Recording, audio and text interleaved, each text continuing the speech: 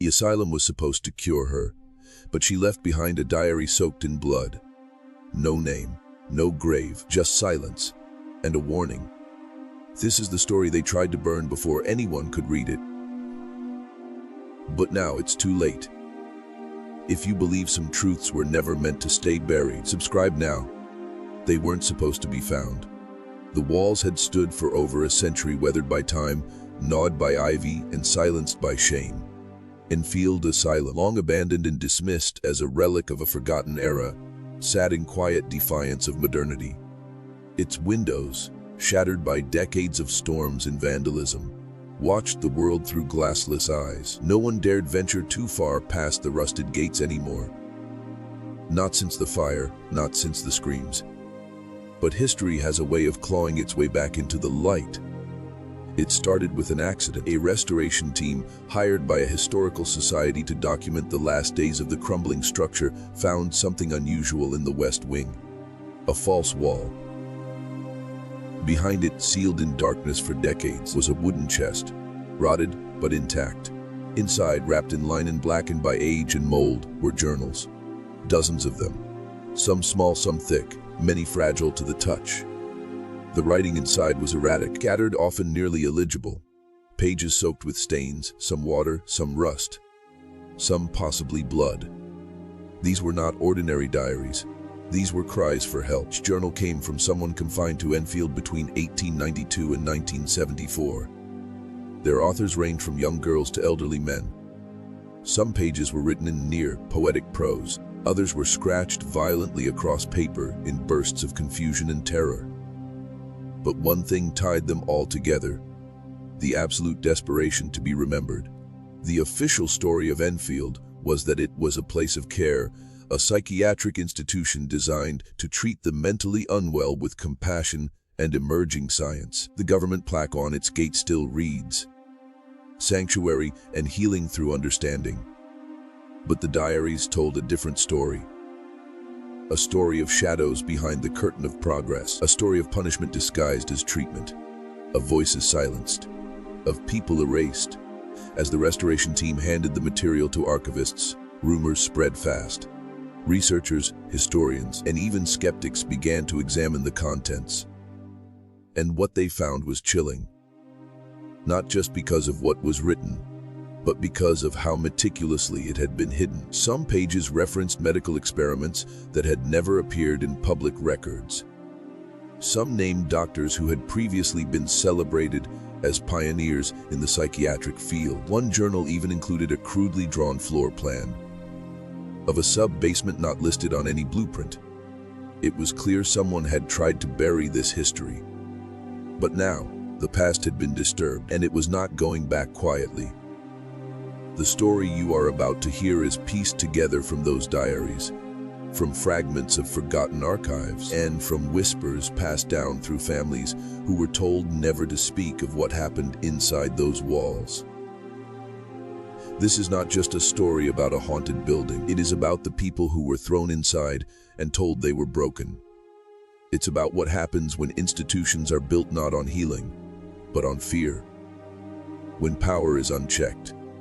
When silence is enforced. As you listen, remember, these were real people. Their pain was real. Their suffering was not metaphorical. Enfield Asylum didn't just hold the mentally ill. It held those who were inconvenient, misunderstood, or simply too loud for a society that preferred quiet compliance. The first diary, dated January 4th, 1902, was written by a woman named Elizabeth G. She had been admitted for hysterical tendencies after the death of her child. Her husband had her committed after she refused to get out of bed for a week. In her journal, she wrote, "I asked if I could walk outside. They said I was not well. I asked if I could write a letter. They took my pencil. I asked if I could see a priest. They said God no longer visits here." Her entries became fewer over time. Her final page was blank, but covered in deep, deliberate scratches that tore through the paper. Another diary, found at the bottom of the box and badly deteriorated, was from a patient listed only as number 37. His handwriting was childlike, though he was clearly an adult. Described the black room. where the cold lady with the mask would come every Thursday. He wrote of wires of pain, of being forced to forget his name.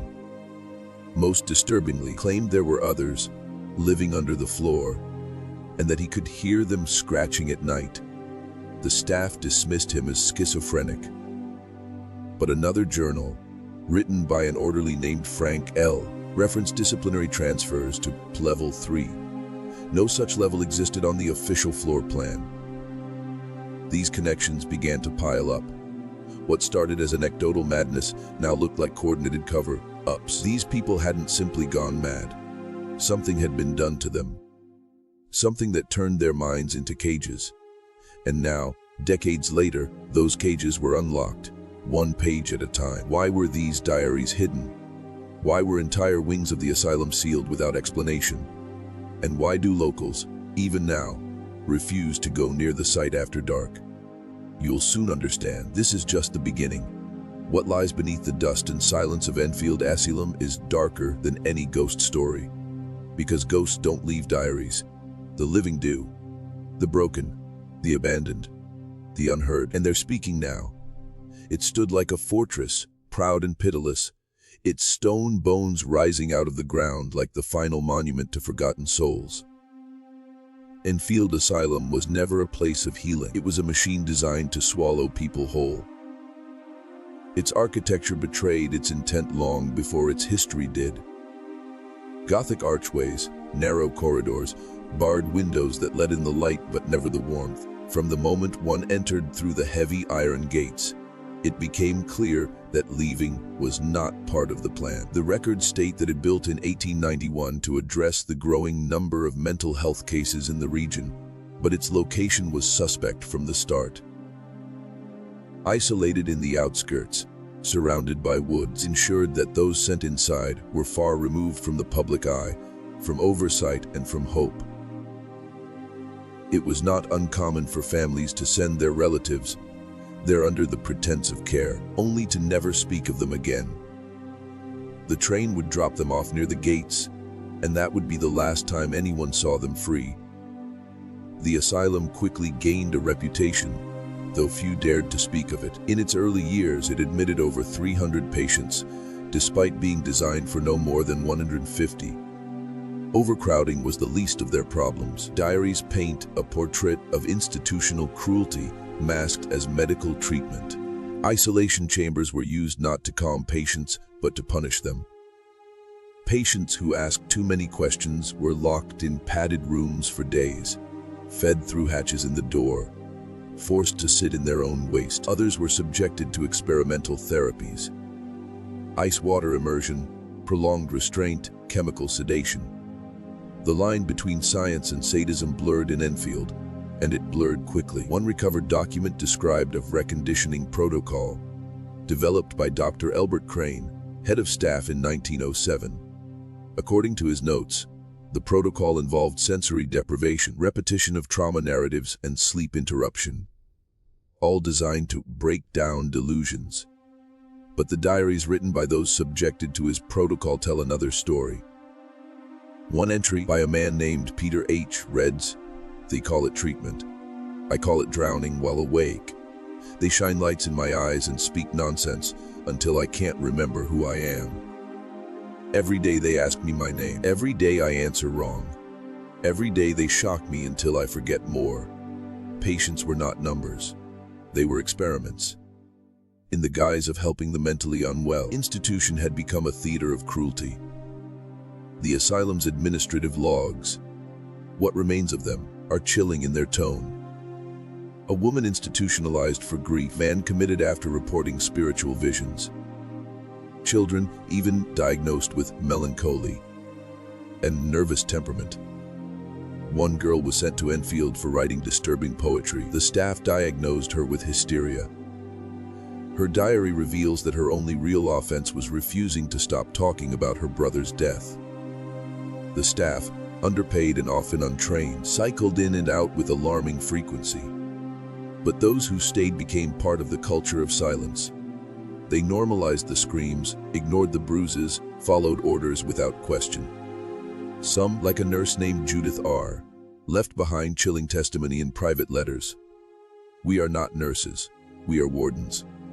We are not healing them. We are keeping them out of sight. Only cure anyone here finds is forgetfulness, and even that is forced. One of the most disturbing entries recovered from the lost diaries comes from a young man named Jonathan T., admitted for delusional religiosity.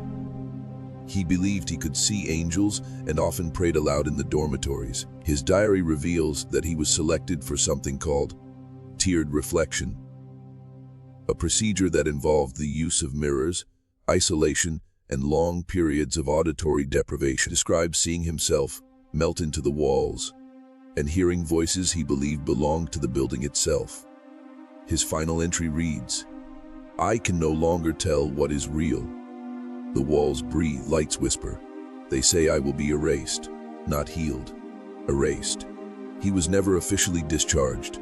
His records list him as transferred, but no transfer destination is listed. The asylum consumed people, body, mind, identity, and it was designed to do so. This was not an accident, it was its purpose. Hope was the first thing taken from the patients. Their names came next. One diary begins with, "My name was Alice. I must not forget, they call me number 9 now. They say my name is a disease." When people are stripped of their names, their pasts, and their voices, they cease to be human in the eyes of the system. And once that happens, anything can be done to them. Enfield Asylum fed on that silence, on the shame of families who would rather pretend their loved ones were dead than mentally unwell, on the indifference of a society that saw institutions not as sanctuaries, but as storage. The house that devoured hope didn't just destroy individuals. It destroyed entire bloodlines. Generations left scarred by the absence of a grandfather who never returned, a sister whose letters stopped arriving, child remembered only as too sensitive. And still, somehow, it was allowed to thrive for decades, because it was easier to let it exist in the shadows than to shine a light on the rock. The diaries changed that. Their words, once smothered in mildew and dust, now speak louder than any official record. They reveal what Enfield truly was. Not a hospital, but a house of silence. A machine that devoured the very thing it claimed to restore, the human mind. It wasn't until the 6th diary was translated that researchers realized something far more sinister had occurred within the asylum's depths. Experiments, hidden even from the staff above, orchestrated in total secrecy. It started with cryptic references in multiple journals, phrases like the red staircase, the third knock after curfew, and the white room without windows. These weren't metaphors. They were directions, a layout of horrors concealed beneath the official architecture.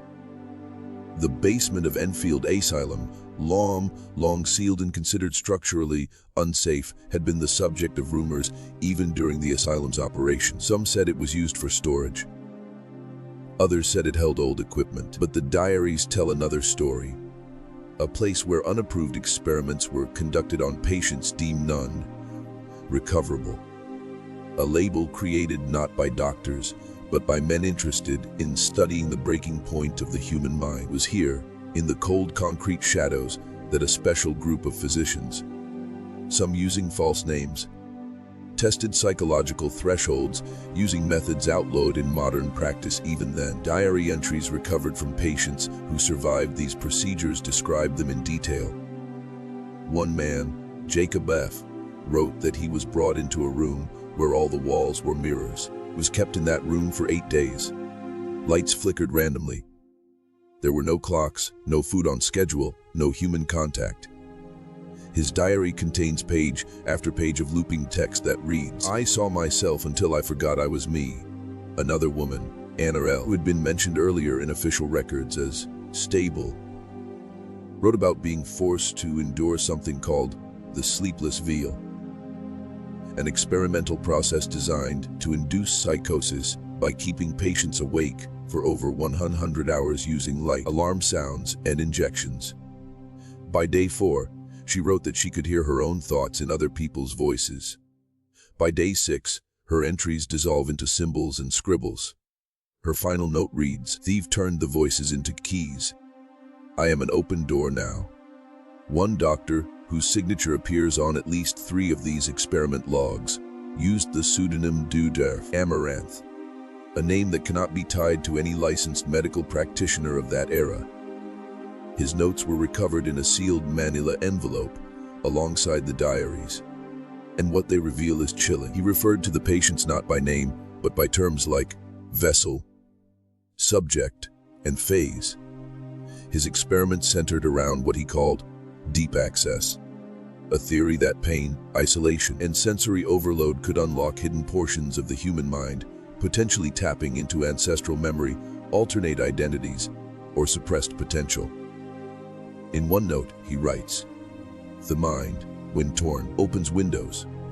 Through those windows, truths scream." He was not interested in healing. He was interested in pushing the human brain beyond its limits, to the point of fragmentation. See what emerged in the aftermath. And no one stopped him, because no one outside that basement ever knew he was there. The Diary of a Night Orderly, Brian H., gives perhaps the most damning insight. Describes being ordered to escort uncooperative patients down to the basement at night. No paperwork, no return. He writes, "They go down crying, begging. Sometimes I hear them days later, muffled, then nothing. When I ask questions, they remind me of my contract. They remind me I have a daughter." He quit 6 months later. His letter of resignation was never filed. One of the most disturbing discoveries was a partial reel of audio tape found tucked into the cover of one of the journals. Restored by audio engineers, plays what sounds like a therapy session, but the patient's responses are unintelligible, panicked. The doctor's voice is calm, eerily steady. "What color is the silence?" He asks repeatedly. "What color is the silence? What color is the silence?" A scream cuts off the tape. Investigators believe the tape came from an experimental procedure that used auditory confusion to destabilize memory. These are not isolated incidents. Across nearly 24 recovered journals, the pattern repeats. Non-consensual procedures, unrecorded tests, deliberate memory tampering, and long-term sensory control. This was not medical care. It was psychological warfare conducted on vulnerable people, hidden behind institutional authority. There were no oversight boards, no patient advocates, no ethics committees. These individuals were chosen because they could be erased. They were poor, isolated, sometimes illiterate. Most had no family visits. Many were committed by state order. They were not seen as citizens. They were not seen as patients. They were property, tools, and once broken, they were discarded. Some were transferred under false names to other institutions. Institutions that later claimed never to have received them. Others simply vanished. The files were edited, removed, or sealed by court order, but the diaries survived. Somehow, maybe by accident, maybe by rebellion. Maybe one nurse, one orderly, risked everything to preserve the truth. And now those pages scream for justice. In them, we see the horrific consequences of unchecked power, of what happens when medicine forgets its oath, of what happens when curiosity turns cruel and suffering becomes a tool. Enfield Asylum was not a failed institution. It was a successful prison for the unwanted, a secret laboratory for the unethical, a graveyard for the unheard. And the worst part, most of it happened after hours, the dark, where no one was watching. But now we are watching. Now we know. And what we've seen cannot be unseen. There is a strange kind of silence that surrounds the missing, a silence louder than any scream, the kind that echoes in paperwork left incomplete, in corridors no longer accessible, in names erased from ledgers as though they never existed at all. Enfield Asylum, by the early 1960s, had accumulated a troubling reputation, not publicly, of course. Officially, it was still operational, still accredited, still serving the community. Behind the front, facing facade of recovery and rehabilitation, patients had begun to disappear, not metaphorically, not into madness, but literally. Vanishing from rooms, from meal lists, from medical schedules, until even their existence became a question. The lost diaries mark these disappearances with a blend of terror and resignation. One patient writes, "Thea took Molly last night. Her bed was made in the morning. Her name gone from the chart. The nurse said I'm remembering wrong. But I still have her calm, still smells like her hair." The journals refer to it as the clean sweep. A whispered phrase passed between the inmates to describe the quiet, surgical way someone would be removed. No struggle, no notice. Sometimes in the middle of the night, sometimes in broad daylight.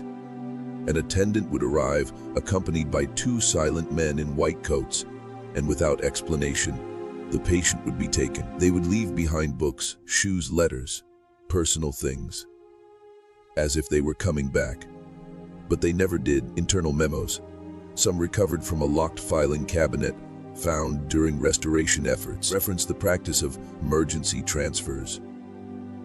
The destinations listed were vague or untraceable. Institutions that had either shut down decades ago or never existed in the first place. When state investigators attempted to follow the trail, they found dead dens, medical boards with no authority, mailing addresses that led to empty lots, names of doctors that didn't match any registry. The more they pulled at the threads, the more the entire fabric unraveled. It was not incompetence, it was design.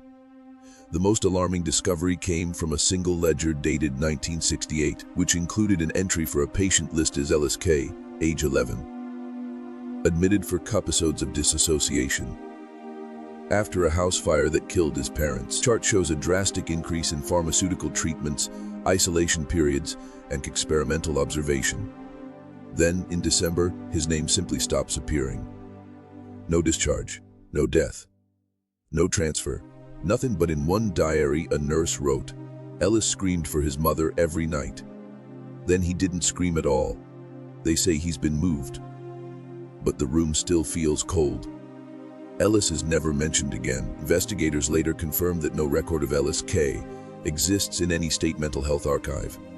Not before Enfield. Not after. He was lost, completely consumed by the system like hundreds of others. Some theorize that patients were killed and buried on site.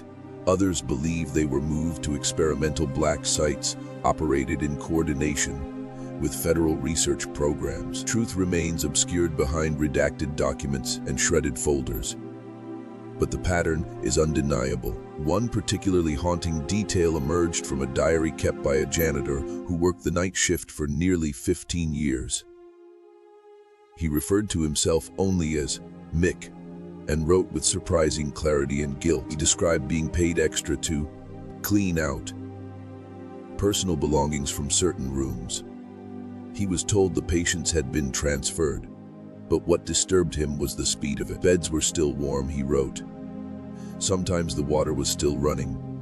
I take out books, socks, letters addressed to family. I always kept one thing, a toothbrush, a book, something. Because if they didn't exist anymore, someone had to remember they did. He eventually quit in 1973, just months before the asylum's final investigation began. His diary ends with one line: "Check the garden, not the marked graves, the old garden. No one goes there." That garden, overgrown and fenced off, was never officially excavated. Multiple attempts were blocked by preservation laws, safety regulations, and legal interference. When a local journalist attempted to gain access in 2001, they were threatened with arrest for trespassing on protected land. No one has tried since. And still, the disappearances hang over Enfield like a fog that never lifts. Families were told their loved ones were transferred. Most didn't question it. Some were relieved. Less burden, less stigma. Others did try to push back, to ask for records, to visit. They were stonewalled with bureaucratic excuses. That file is sealed. That ward no longer exists. We have no one by that name on record. A few families went public. One woman, Margaret Doyle, whose sister Evelyn had been committed to Enfield in 1959, went to local papers with her story. Evelyn's last letter spoke of new tests being conducted in a windowless place. The hospital claimed Evelyn had been moved to a facility in New York. But that facility had no record of her. Margaret filed a Freedom of Information request and received a single-page response. Patient transferred. Further information classified.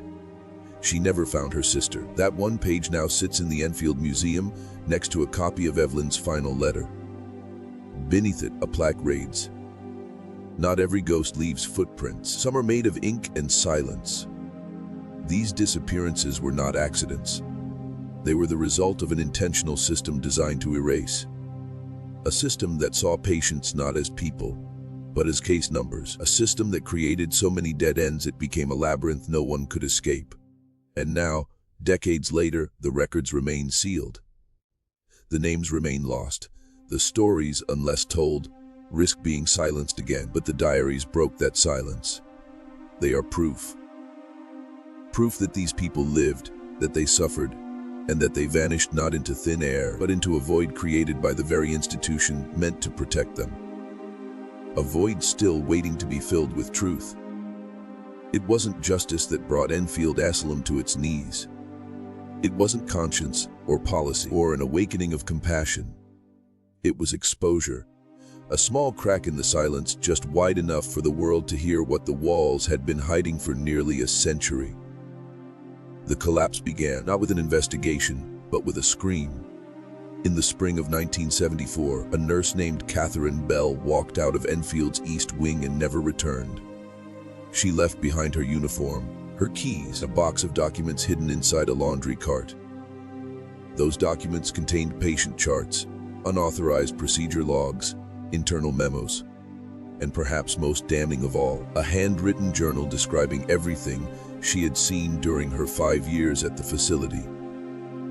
She had kept quiet for too long, she wrote, and could no longer bear the weight of knowing. Her account detailed illegal isolation protocols, over-medication, unreported deaths, and forced experimental treatments carried out on patients without consent or record. The files found their way to a local newspaper editor, Martin Sharp, who had once written fluff pieces about seasonal gardening tips. The day he opened the box, his life changed forever. And so did Enfield's. The headline read, "Asylum of Silence. Whistleblower reveals shocking abuse at state facility." Within 48 hours, state health officials arrived at the gates of Enfield for an unannounced audit. What they found stunned even the most hardened investigators. Rooms reeking of mold and urine. Broken restraints hidden in supply closets. Unlocked cabinets filled with outdated sedatives. And patients, dozens of them, who could not speak, not because of disorder, but because of trauma. Some stared at walls. Some flinched at footsteps. Some had been there so long their original charts had faded into illegibility. And then there were the files. Stacks of documents were missing. Some had been deliberately redacted with black ink. Others had been shredded. Staff members denied knowledge. Administrators claimed computer malfunctions, even though the asylum was still operating mostly on paper. When investigators asked about the basement, they were told it was structurally unsafe and had been sealed for decades. But one officer, ignoring the warning, found a padlocked steel door behind the West Wing kitchen. The lock had been recently replaced. What lay beyond that door remains a matter of speculation. The state never released details. But photos were leaked. Grimy cots bolted to walls, rusted medical restraints, and a flickering fluorescent bulb barely illuminating words scratched into a concrete wall. "We are still here." Within a week, Enfield was closed to new admissions. Within a month, all patients were relocated. At least, that's what the public was told. Internally, the facility was placed under emergency review. Staff members were reassigned, placed on administrative leave, or mysteriously resigned. Some vanished entirely. Dr. Wallace Kearns, the asylum's acting director, disappeared 3 days before his scheduled hearing. His office was found empty, drawers cleaned out, desk bare. The only thing left behind was a framed photo of the original staff, taken in 1893.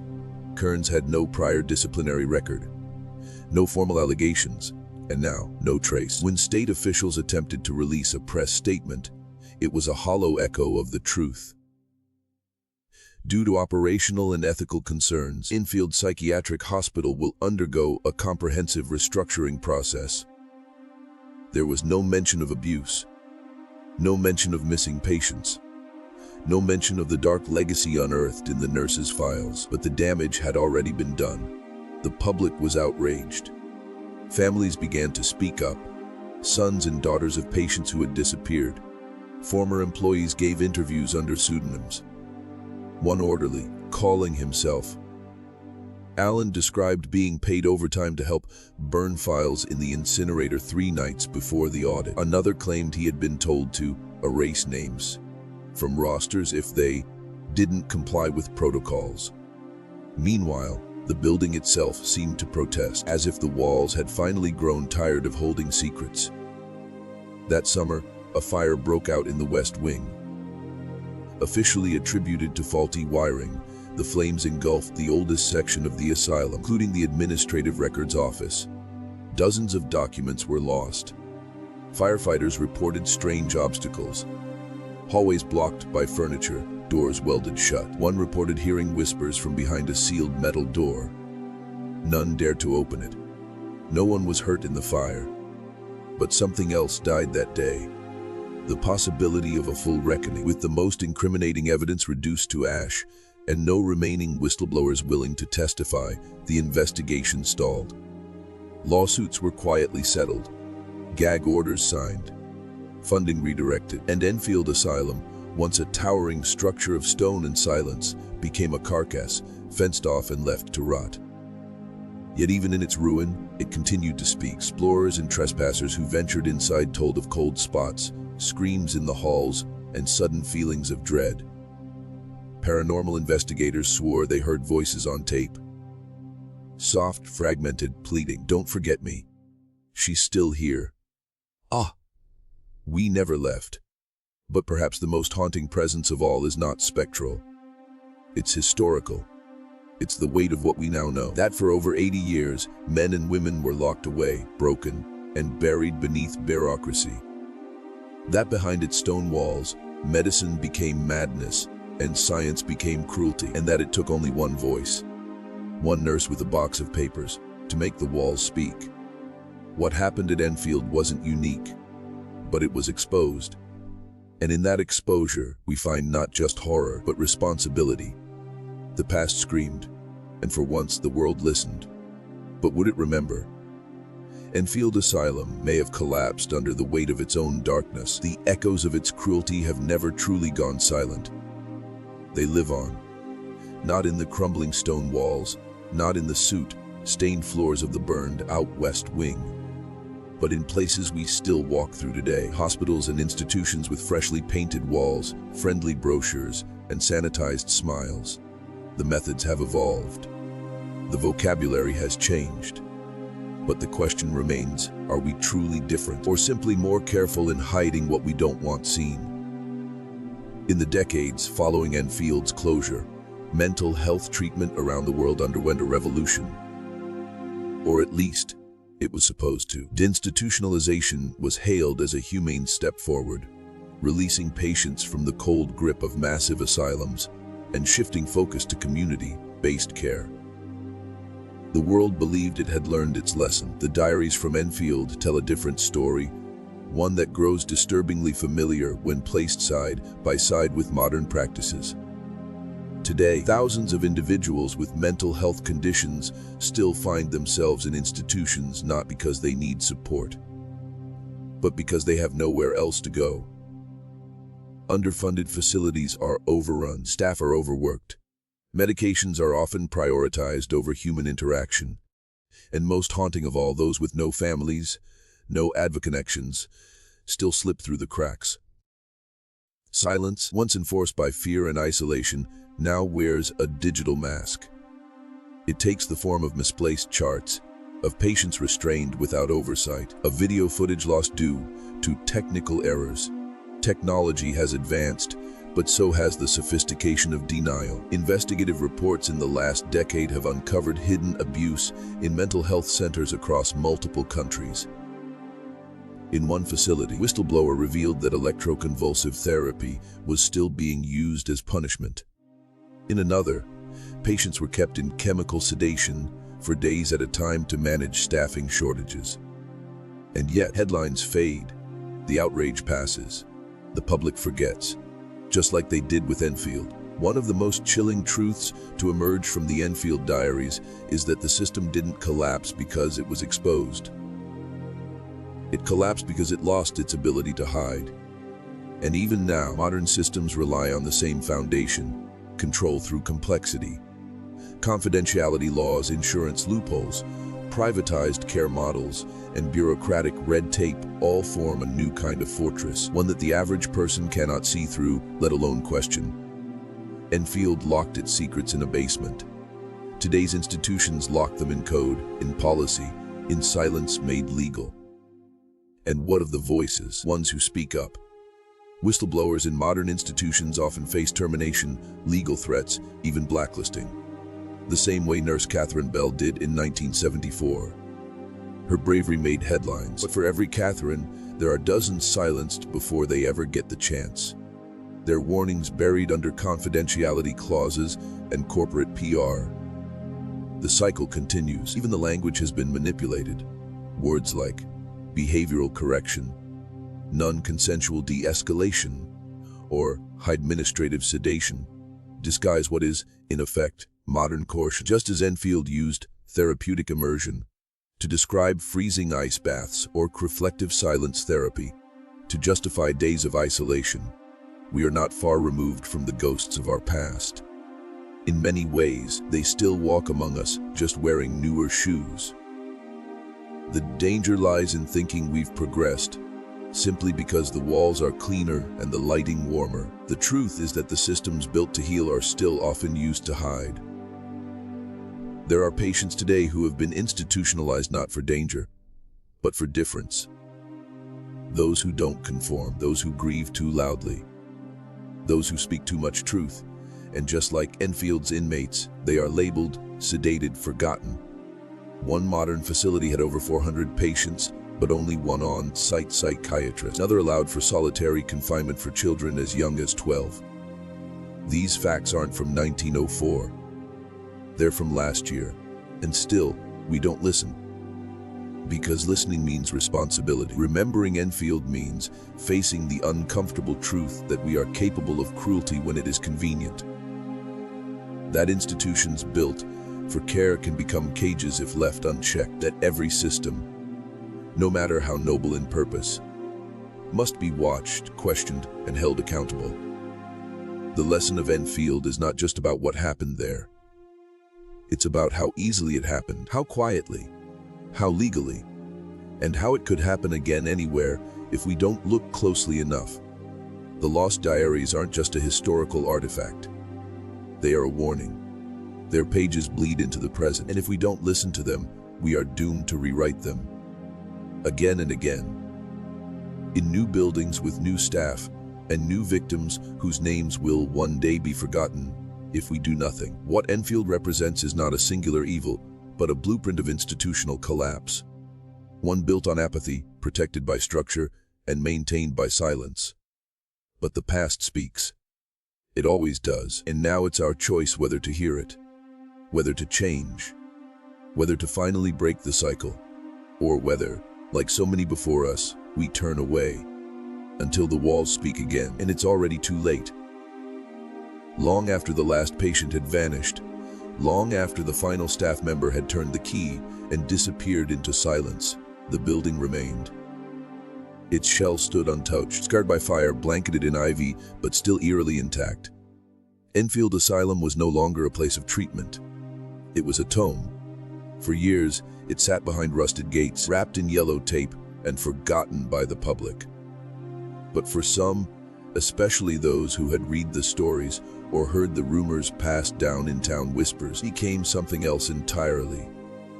A place where the truth might still be hiding, beneath floorboards, behind crumbling drywall, sealed inside rooms that never made it to official blueprints. And so they came, not doctors or investigators, but explorers, thrill seekers, documentarians, ghost hunters, and those with darker curiosities. Armed with cameras, flashlights, and bravery that bordered on recklessness, They pushed through broken windows and cracked doors and stepped into the darkness. What they found was more than decay. It was evidence. In one of the early expeditions filmed by a local videographer in 1998, a group entered the south wing and uncovered a locked file cabinet welded shut from the outside. After hours of effort, they broke it open to find medical folders scorched but legible. Documents not included in any official record. Names scratched out, procedures listed only by acronyms, and marginal notes like "Do no tiratar to a ward" or "Copot transfer, BURN Casa 3. What was Phase 3? No one could explain it. No doctor had ever claimed it. No law protected it. But the note was there, burned onto a corner of yellowing paper. Another team entered what was believed to be the sealed Level 3, a rumored lower wing supposedly destroyed in a fire. What they found instead was a stairwell leading to a heavy door welded shut from the inside. A crowbar revealed its secret: a long hallway, walls covered in peeling white paint, and doors. Metal, narrow, each with a small window and no handles on the inside. Every room had restraints still mounted to the floor and dried stains in corners where the cameras didn't reach. One room had scribbles on the wall, written in what looked like charcoal. "The light is a lie. The sleep is a trap. I still remember my name." Explorers filmed the scene. The footage was uploaded anonymously, shared across underground forums, and then pulled down without explanation. One version remains archived today, though many who watch it claim audio distortions and voices can be heard whispering behind the camera operator's breathing. Paranormal investigators arrived in droves. EVP recordings captured what sounded like weeping, sometimes humming, sometimes knocking. Always at the same time of night, always from the same wing. One researcher left visibly shaken, refusing to ever return, stating only, "It's not haunted, it's occupied." But beyond the ghost stories, beyond the cold spots and flickering shadows, there were the real findings. Objects recovered, still bearing the fingerprints of those who were forgotten. In a crawl space behind the old infirmary, someone found a small wooden box filled with mementos, hair clips, buttons, half-burned photographs, tiny music box that still played when wounded. No names, no tags, just remnants of lives once lived, once stored, and then abandoned. Most chilling was a discovery made in 2007 during an attempted renovation proposal. Contractors surveying the property found structural instability near the garden wall. Upon digging to inspect, they unearthed several small, unmarked wooden crates. Inside were bones, human bones, child-sized. A state investigation followed and was quickly buried. The land was declared hazardous. The project was shut down. The official statement cited misidentification of animal remains, but the workers who handled the boxes swore otherwise. Some quit their jobs immediately. One went on record anonymously, stating, "He told us not to talk about what we saw. But I'll never forget the way those teeth looked. Those were no animal." The garden, the same garden mentioned in the janitor's diary, the one he said, "No one goes near," was sealed off with concrete the following week. No further excavation was permitted. To this day, nothing has grown there. Urban explorers who visit often mention the garden in passing. A place colder than the rest of the property. A place where phones die, compasses spin, and birds refuse to land. They don't stay long, and yet keep coming back. Not for thrill, not for ghosts, but for truth. Because despite the silence, despite the resistance, Enfield continues to speak through what was left behind. Gloves never claimed from drawers. The child's drawing still taped to a wall. The burned paper with a name half visible beneath suit. Every object is a testimony. Every stain a signature. These ruins are not just relics. They are evidence. Evidence that what happened inside Enfield was not myth or exaggeration, but fact. Buried under decades of denial, the real horror is not the spirits people claim to see wandering the halls. It's the realization that the ones who suffered here never got justice, that their final words were etched into concrete and sealed away, that their only monument is decay, and still the walls breathe. Still, the air carries something heavy, something unfinished, something that refuses to be forgotten. Enfield Asylum may have closed its doors, but the story was never sealed. It only waited for someone to come looking. Among all the fragments, all the blood-stained pages and cryptic entries, there was one diary that stood out. Not because it was the most gruesome or the most poetic, but because it was the most coherent. The handwriting was steady, the grammar intact, the thoughts sharply formed, as though the writer knew exactly what they wanted to say. It was signed only once at the very end, with a name the staff had tried to erase. Lynn M., age 26, admitted in 1972 under a false diagnosis of dissociative identity disorder. The files listed her condition as volatile, her delusions dangerous, and her language described as manipulative. But the diary told another story, one the system never wanted anyone to hear. Lena had been a journalist before her admission, an investigative reporter who had allegedly stumbled onto a connection between Enfield Asylum and a now defunct pharmaceutical company conducting unethical trials under the radar. Her articles were buried, her reputation smeared. Then, without warning, she was institutionalized, declared unfit after a sudden episode. During a court hearing, she claimed they injected her with something that made her hallucinate just before the hearing began. The judge signed the papers. She disappeared into Enfield the next morning. Her diary begins with observation. She details everything: the names of staff members, the layout of the corridors, the routines of orderlies, the strange gaps in the night schedule. She writes about overhearing hushed conversations about deep room therapy and selective silence units. She marks the times when patients vanished: 5:42 a.m., 3:17 a.m., always before the sun. She even sketches out maps of where she believes the hidden treatment rooms exist. Her writing is investigative, methodical. But over time, the tone begins to shift. Her third week includes drawings. Strange, fractal, like patterns she says she sees in the walls, in the light fixtures, even in the eyes of certain staff. She writes, "I don't know what they're doing here, but it's not therapy, it's harvesting." When one of her fellow patients, a young man named Garrett, who shared a recreation period with her, disappears after claiming the doctors were trying to download thoughts through the TV, Lena's entries become more urgent. "He was not crazy," she writes. "They made him look crazy, made him say things. Then they erased him." She begins hiding pages in different areas of the ward, leaving coded marks to retrieve them later. Some entries were never recovered, but the ones that survived reveal a terrifying conclusion. Lena believed she was next. Her last week of entries are written in tighter handwriting. As if rushed, she claims to have found access to the sub-basement while pretending to be sedated during a patient transfer. What she describes is beyond chilling. The door leads to a room where no one speaks, a glass chamber, a control panel. They bring patients in strapped to stretchers. Sometimes they walk out, most don't. "I watched for 4 hours. No one saw me. Or maybe they did and just didn't care anymore."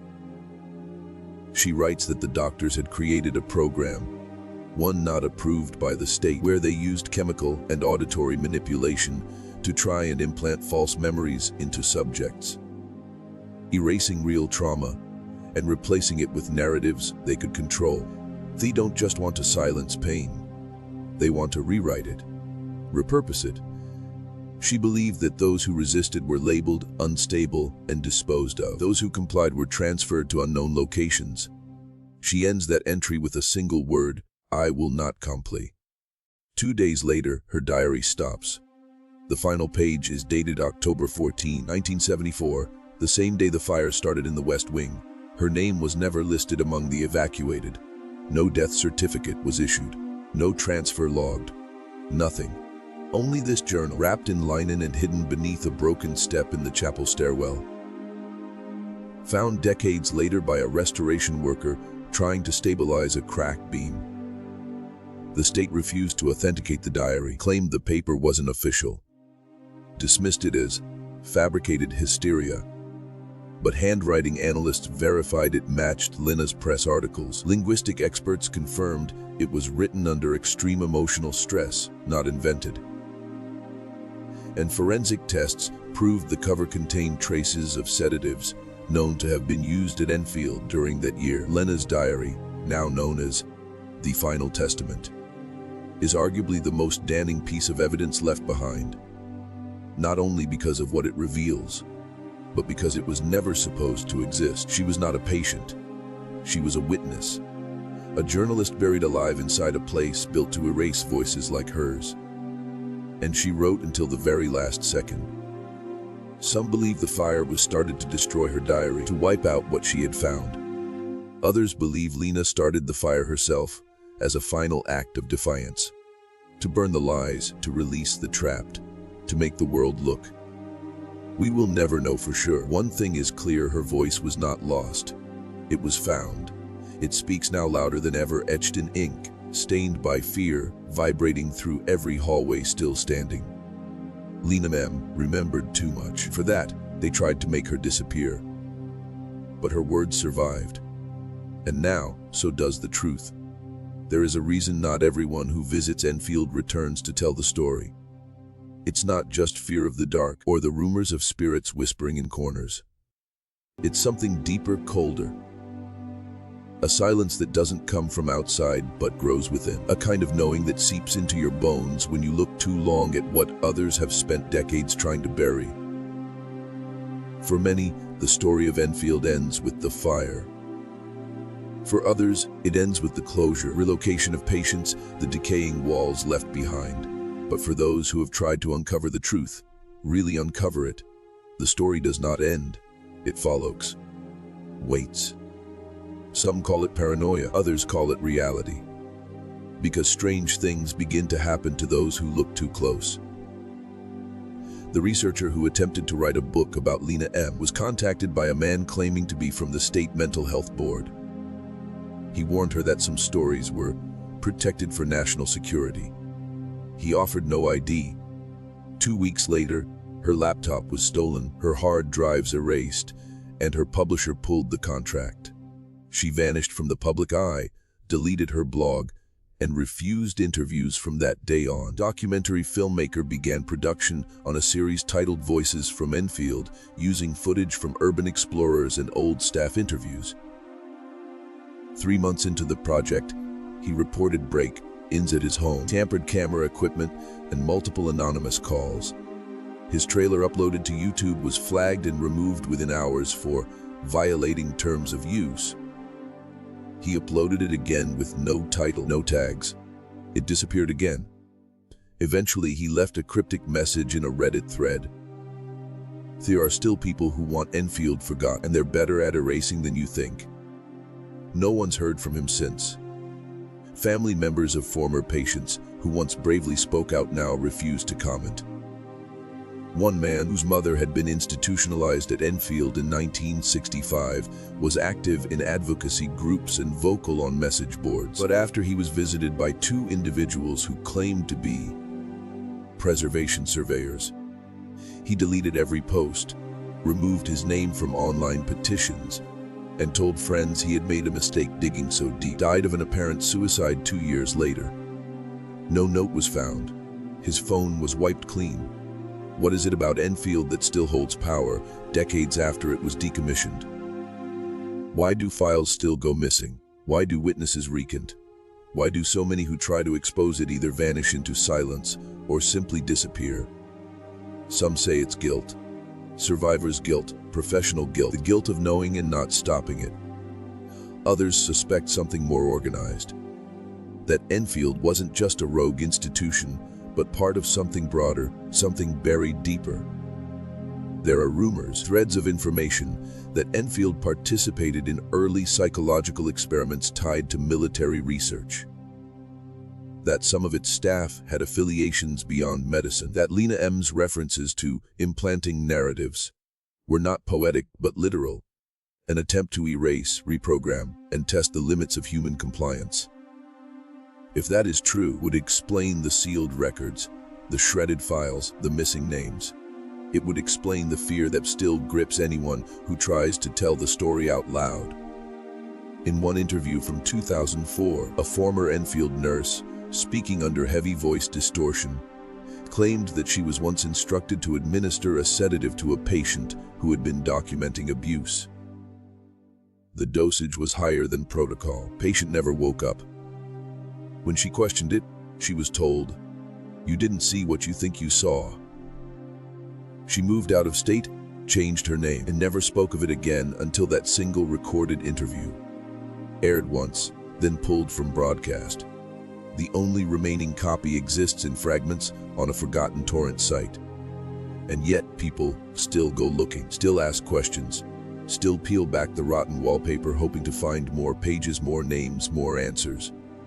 But what they often find instead is resistance, locked doors, legal threats, warning letters from lawyers representing long-dissolved entities. And sometimes worse, nothing. Absolute silence. A kind of erasure that feels familiar to those who've studied the asylum's history, as if the same techniques that were used on the patients are now being used on the past itself. Remove the voice, erase the name, rewrite the page. Even the families of survivors are hesitant. In one interview, granddaughter of a former patient refused to allow her name to be published. Her grandmother had once escaped Enfield during a storm and walked barefoot for miles before being caught. She had carved a name into her thigh just so she wouldn't forget it. That name was found decades later in one of the recovered diaries. The granddaughter wept during the interview, then asked to end the recording. She never responded to follow-up messages. What Enfield did wasn't just destroy bodies. It destroyed memory, identity, voice. And for those who lived through it, or even tried to expose it, the trauma remains as fresh as the day it began. That's the true power of institutional horror. It doesn't need to chase you. It waits. It infects. It lets you bury yourself. Today, some speak of the asylum like folklore. Others try to reduce it to ghost stories, Halloween tours, urban myths. But those who've seen the files, read the diaries, looked into the eyes of the few still living who once walked those halls. They know better. They know the story is not over, that it's only buried beneath concrete, red tape, and silence. And those who try to dig it up know the risks. Because somewhere out there, someone is still watching, still listening, still making sure the most dangerous thing Enfield ever produced, the truth, never finds its way out. There were no flowers, no memorial service, no names carved into stone. Only grave that exists for many of them is silence. No bodies returned to families. No case files closed. Just empty rooms, cold beds, and diaries hidden beneath floorboards as proof that someone once lived, once suffered, once screamed. Enfield Asylum didn't just ruin lives. It erased them. And it is those who were never found that haunt this story the most. They are the children whose names were changed, whose diagnoses were invented, whose parents were told they're too far gone. They are the men sent away by employers, by courts, by churches, branded as unstable for their beliefs, their grief, their truths. They are the women institutionalized for mourning too long, for speaking too loudly, for not bending when society demanded obedience. Their names were crossed out in ledgers, but they remain scattered in the margins of forgotten pages, in the footnotes of medical history, and in the blank spaces of sealed court documents. One was a teenage girl named Claire, committed at just 16 for persistent anxiety. Her parents were told she was safe. Her letters home stopped after 2 months. Her name never appeared in any transfer log. Her favorite book, a tattered copy of Wuthering Heights, was found in a storage room with her name written in pencil on the inside cover. Another was James T., a war veteran whose PTSD was treated with sedation and solitary confinement. His diary ends with a single sentence: "I survived the battlefield, but not the place that was supposed to help me heal." He was never discharged. His military records were updated to "lost to follow up." Perhaps the most heartbreaking are the unnamed, the ones whose stories were never recorded, whose diaries were never found, whose identities were swallowed by the system and remembered only by a number on a chart or a bunk assignment scrawled in chalk. They left behind no voice, only echoes. No gravestones, only scorched tiles and whispers in the walls. It is for them that this story must be told. Not for shock, not for fame, but for memory. Because forgetting them is the final cruelty. Enfield Asylum may be physically gone, rotting in weeds and mold, but its legacy remains. Not just in the horror it inflicted, but in what it reveals about all of us. That we let it happen. That we looked away. That silence, in the right conditions, becomes a weapon. The patients were labeled mad, but it was the system that was insane. A structure built to punish the broken, to silence the grieving, crush the misfit until it could no longer remember who they were, and then to file it all away. But the truth has claws, and even beneath decades of dirt, mold, lies, and fire, it digs itself free. The lost diaries are more than artifacts. They are testaments. They are survivors. They are resistance written in ink when voice was forbidden. They demand to be heard, and in hearing them, we inherit a responsibility, not just to mourn, but to question. Not just to retell, but to protect. Because somewhere out there, another institution stands. Another file is being closed. Another voice is being ignored. And if we do not listen now, if we allow silence to become normal again, it will return. The cage will be built again. Stronger, cleaner, quieter. The methods will be smarter, the language softer, the erasure more sophisticated. And once again, they will vanish. Not into mist, into memory. Erased by design, unless we remember. Unless we fight to remember. So if you are watching this, you've made it this far. Know this, you are now part of their story. You've seen what was meant to stay buried. You've heard voices they tried to silence. And that means you carry something powerful, something dangerous, something necessary. Speak their names when you can. Share their stories when you're able. And if you ever find yourself near a forgotten building, the gate rusted shut and windows like empty eyes, listen. The walls remember, the floors hold secrets. And sometimes, if you stay quiet long enough, the past will speak. Not to frighten you, but to warn you that the silence is never truly gone. It only waits,